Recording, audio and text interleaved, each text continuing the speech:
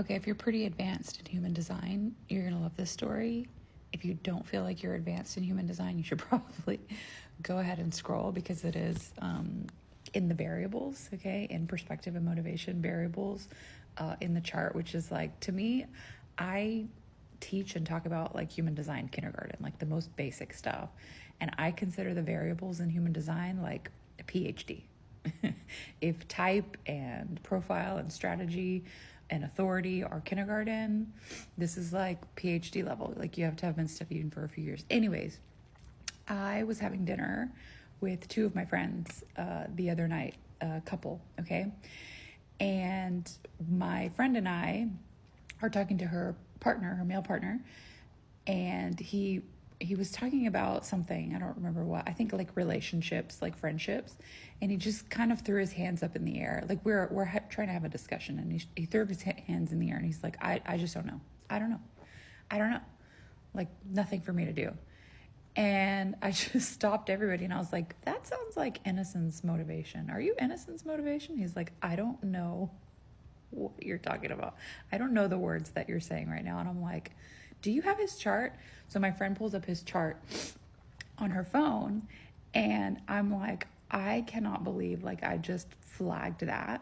He's not Innocent's motivation, and that's why it immediately triggered me as not self. He's desire motivation, which is like the opposite. Okay, so he was in transference, not being willing to say what he really wants, not being willing to like go deeper into what he really desires, and just kind of like giving up, right? Just forfeiting was his transference. Okay. And that like tripped me out. First of all, that I could call it just from a simple conversation, and I didn't know his motivation before that.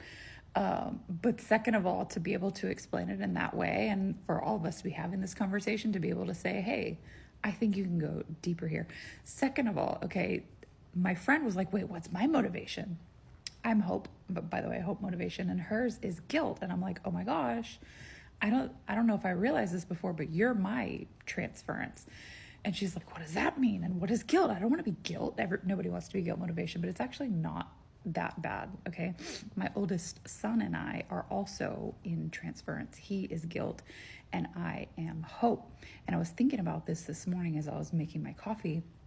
I was thinking about Christmas. Okay. And me being hope motivation, like when I make a Christmas wish list, I'm just gonna shoot for the stars, and whatever comes through, right? I'm not attached. I'm just gonna like throw it all out there. I'm gonna be like, I want a new car. I want $1 billion. Like, I want, a whole new wardrobe. I'm not gonna tell you I want one shirt. I'm gonna tell you I want a whole new wardrobe. And I was thinking about my son and how like he was so kind and so grateful for everything that he got. I told him like this year financially just has been crap for me. I want to celebrate Christmas with you. I want you guys to have a great time, but I need to set expectations. I can only get you each 4 gifts. And we did this cute little thing, something you want, something you need, something to wear, something to read, right? So I told both of my kids that that's the plan for this year. And he's like, cool. So we made this wish list of things that he wanted.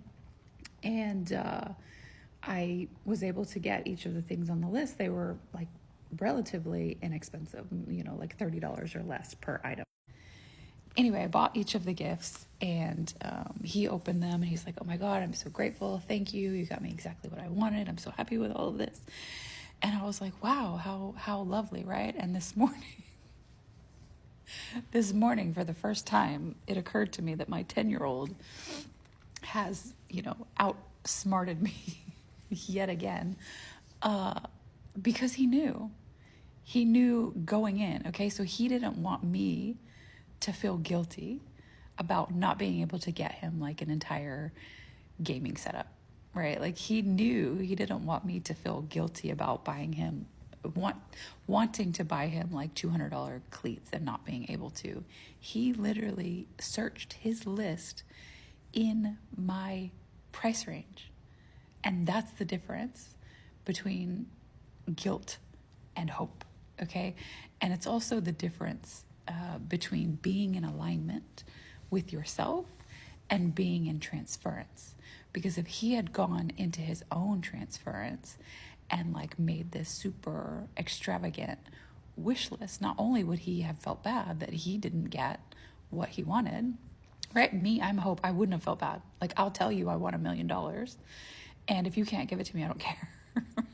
But I have to say, best case scenario. Anyways, he made his wish list with the correct expectations and felt good and grateful on all sides, right? That he was able to manage expectations for me and for himself as well. Okay.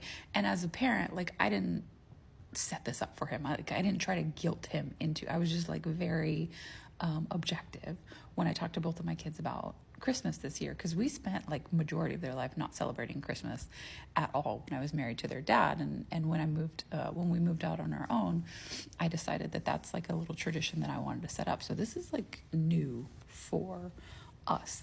Anyway, I was very objective when I shared with them like what was possible this year. Like, I wasn't trying to guilt anybody, and I wasn't trying to tell anybody to like ask for less. I was just saying, here's what to expect. Ask for whatever you want, and I will manage, and I will get you what is in my price range. But anyways, oh my God, look at this squirrel.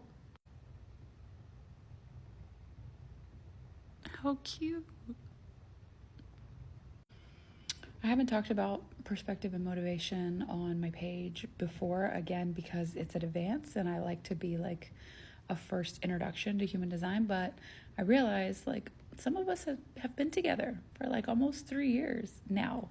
So if you feel like you're ready to hear more about those personality variables, so the arrows that are on the right side, perspective is the bottom right and motivation is the top right, the way that your mind works, the way that you're designed to see and understand the world and interact with the world, comment and let me know what your perspective and or motivation is, and I'll try to reply with some videos to give more context. But we have 6 different types of motivation, starting with fear at the bottom, and then hope, and then desire, and then need, and then guilt, and then innocence at the top. So I probably should have said this at the beginning, but if you're new here, I'm Tangie.